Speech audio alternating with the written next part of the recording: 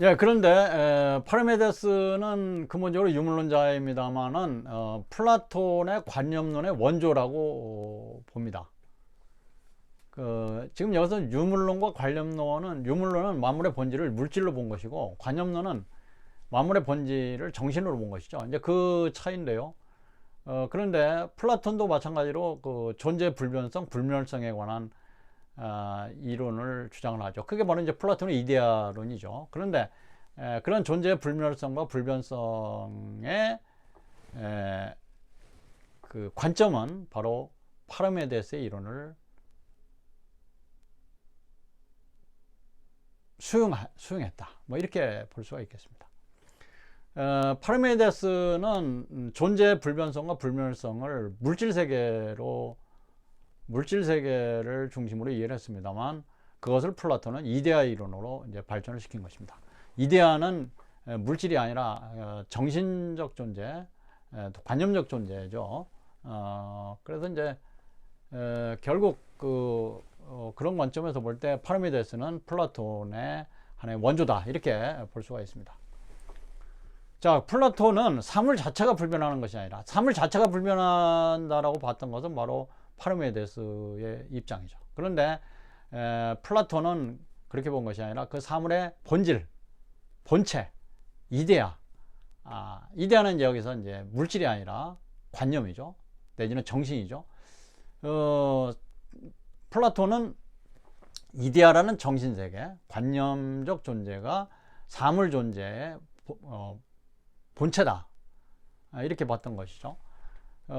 근데 플라톤은 그 이데아가 불변하는 것이지 사물이 불변한다고 보지는 않습니다. 사물은 변화하지만은 이데아가 불변한다. 이렇게 봤던 것입니다. 그러면 이데아의 불변성이라고 하는 것은 바로 파르메데스의 그 존재 불변성. 거기에서 이제 온 개념이다. 이렇게 볼 수가 있습니다. 자, 우리의 눈에 보이는 사물들은 다 변화합니다. 그런데 그런 사물들은 관념적이고 불변하는 이데아를 모방해서 존재하고 변화합니다. 그러니까 이 점이 이제 그 플라톤의 이 주장이 이제 바로 이데아론에서 이제 잘 설명이 되고 있는 것인데 이것은 파르메데스하고 어떤 차이점이 있냐면 파르메데스는 눈에 보이는 사물들 자체가 불변하는 것이라고 봤던 것이죠. 그런데 플라톤은 눈에 보이는 사물은 변화하는 겁니다. 물론 감각적으로 우리가 눈에 볼 때 변화하는 건 사실이죠. 그런데 그 변화하는 것들의 그 배후에는 불변하는 관념이 있다. 그게 바로 이데아다. 그리고 그 이데아라는 불변하는 그 본질을 모방해서 사물들이 변화하고 존재한다. 이렇게 봤던 것이죠.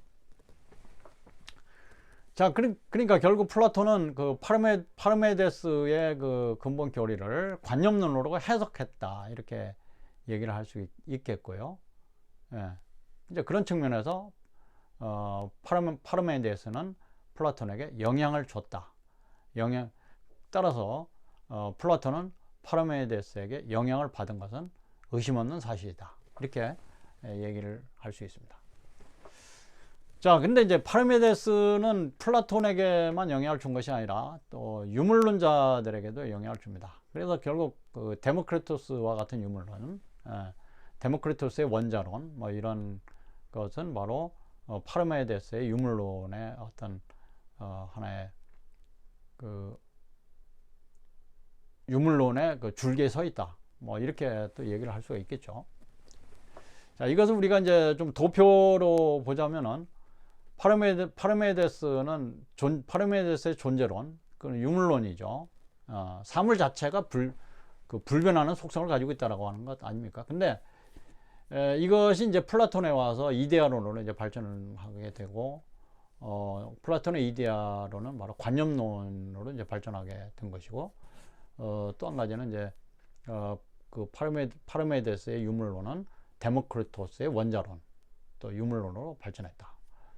이렇게 이제 설명이 될 수 있겠습니다. 이제 그런 측면에서 볼 때 파르메데스의 사상은 그 이후에 사상가들에게 상당히 많은 영향을 줬다. 뭐 이렇게 얘기를 할 수 있겠죠. 자, 이제 헤라클레이토스와 파르메데스의 입장을 한번 비교를 해 보겠습니다. 헤라클레이토스는 그가 얘기하는 판타레이, 만물은 변화한다라고 하는 이론에서 변화의 강조점을 두고 있는 것은 사실입니다. 그런데 앞에서도 얘기를 한 것처럼 그가 존재의 또는 사물의 변화만을 주장한 것은 아닙니다. 헤라클레이토스가 주장을 강조했던 것은 사물의 상대적 안정성, 변화성 속의 지속성, 이것을 주장했던 것이죠. 그러나 파르메데스는 변화를 배제하고 모든 변화를 배제하고 존재의 불변성을 주장합니다. 변화와 운동은 단지 우리가 감각적으로 우리의 감각에 의해서 이해되는 환상에 불과한 것이다. 그 얘기는 이제 뒤집어 보면 변화하고 운동하는 모든 것들의 배후에는 불변하는 것이 있다. 그러니까 그 불변의 존재가 사물의 본질이지 변화와 운동이 사물의 본질이 아니다. 변화와 운동은 단지 하나의 환상에 불과하다. 이렇게 이해를 했던 것이 파르메데스의 입장입니다.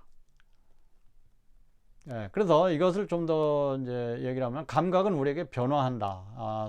모든 사물은 변화한다. 이렇게 주장하지만 그렇게 얘기하지만 진리는 그 감각의 배후에 있는 진리는 변화하는 것이 아니다.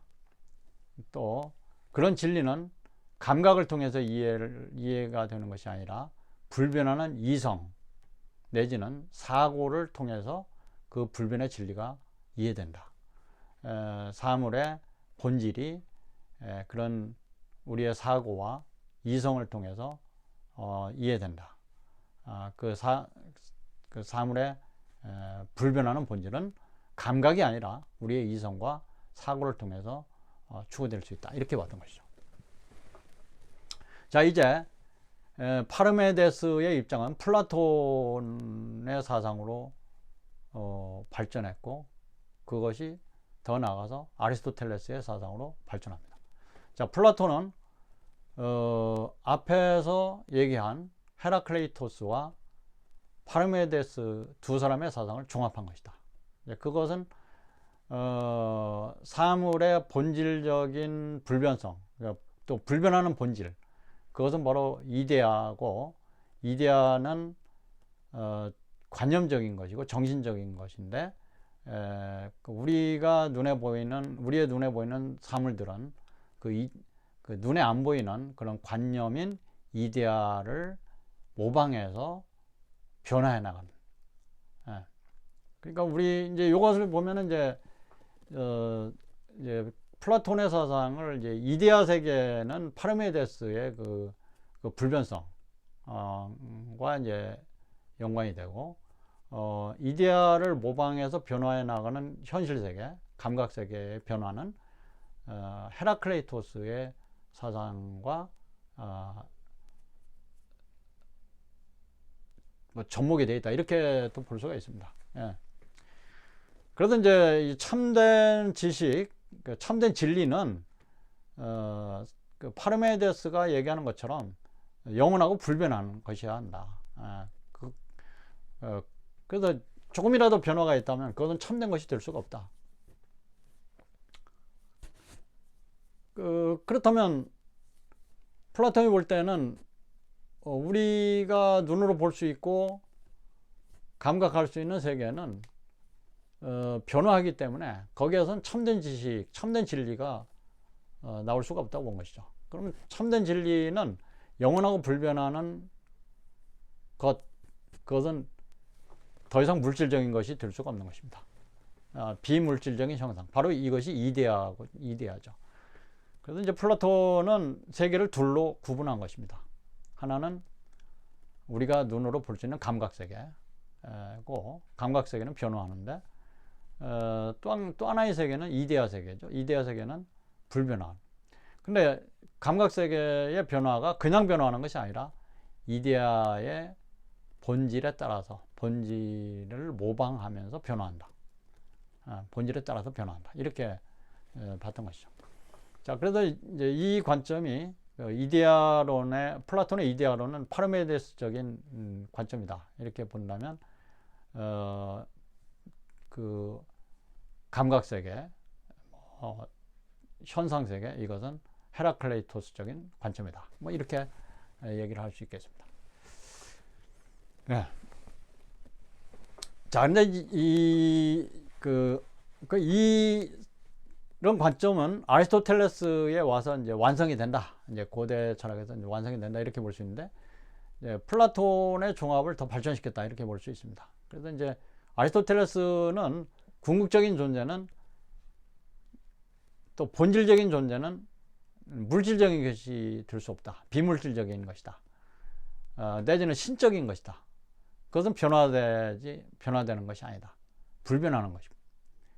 그래서 이제 아리스토텔레스가 볼 때, 이게 이제 그 궁극적 존재가 바로 플라톤의 이데아적인 존재죠.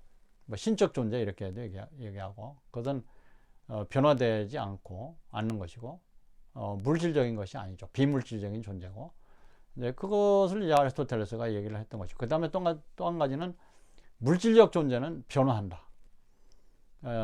근데 그것은 헤라클레이토스의 입장에 이제 동의하고 있다. 이렇게 보는 것이죠.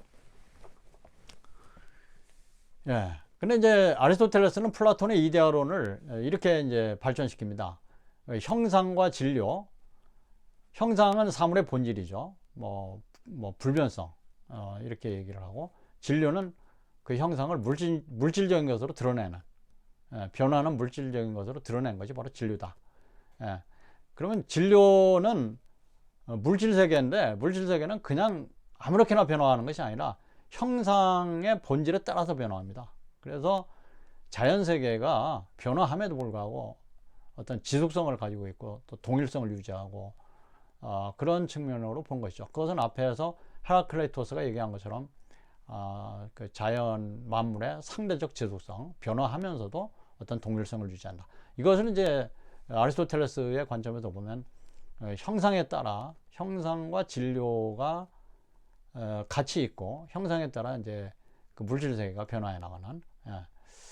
이것은 이제 플라톤의 입장에서 볼 때도 이제 이데아에 따라 물질 세계가 변화해 나가는. 그것이 바로 물질 세계는 아무렇게나 변화하는 것이 아니라 어떤 질서가 있는 것이고, 지속성이 있고, 또 통일성이 있고, 이런 것으로 본 것이죠. 근데 이제 아리스토텔레스는 이제 자연의 사물을 이제 그런 측면을 어떻게 설명하냐면, 이제 가능태와 현실태라는 개념으로 설명합니다. 이제 가능태는 이제 포텐셜리티, 현실태는 뭐 액츄얼리티 이렇게 얘기합니다만, 이런 가능태와 현실태를 통해서 사물의 상대적 지속성, 이거 앞에서 얘기한 헤라클레이토스의 그 사물의 상대적 지속성을 보다 더 잘 설명하고 있다. 그러면서도 파르메데스의 존재 불변성을 잘 해결하고 있다. 이렇게 얘기를 할 수 있습니다. 자, 그건 뭐냐면, 어떤 사물이 현실적으로는 X, 현실적으로 존재하는 것이죠. 지금 현재 나의 모습이 내 모습으로 존재한다든가 현실적으로 존재하는데, 이 현실 존재는 그냥 현실 존재로 있는 게 아니라 앞으로는 무엇이 될 수 있는 가능성이 있는 것이죠. 그러니까 잠재적으로 Y가 될 수 있는 가능태, Y라는 가능태가 될 수 있는 그 잠재성을 가지고 있습니다. 그러니까 나라는 존재는 현실적으로 지금 이렇게 존재하고 있지만, 내일 5년 뒤, 10년 뒤에는 또 다른 모습으로 변화될 수 있는 가능성을 가지고 있는 것이죠. 그러니까 어떤 사물이든 그 사물은 현실태와 가능태를 함께 가지고 있다. 현실의 모습으로 지금 드러나 있지만, 그 모습은 그냥 계속 불변하는 것이 아니라 가능태를 통해서 변화해 나갑니다. 가능태를 통해서 변화해. 그래서 앞에서 얘기한 대로, 이제 앞에서 얘기한 것처럼, 이제 누에가 이제 나방으로 변화할 때, 누에는 현실태입니다. 근데 그 누에가 현실태로서 고정되어 있는 게 아니라 나방이 될 수 있는 가능태를 가지고 있는 것이고, 그것이 시간이 지나면서 나방이 됩니다. 그래서 현실태는 가능태로 가는 것이죠. 예. 또 인간도 마찬가지입니다. 나의 현실태의 모습은 학생이지만 내가 10년 뒤, 20년 뒤에는 정치가가 될 수 있는 가능성이 있습니다. 이런 것을 이제 세계를 사물들을 이런 관점으로 본 것이죠. 어떤 존재는 현실태로서 존재하지만 그 안에는 잠재태, 또 가능태가 있다라고 하는 것, 그리고 그 가능태를 통해서 변화해 나간다라고 하는 이런 관점에서 사물들을 이해했던 거죠.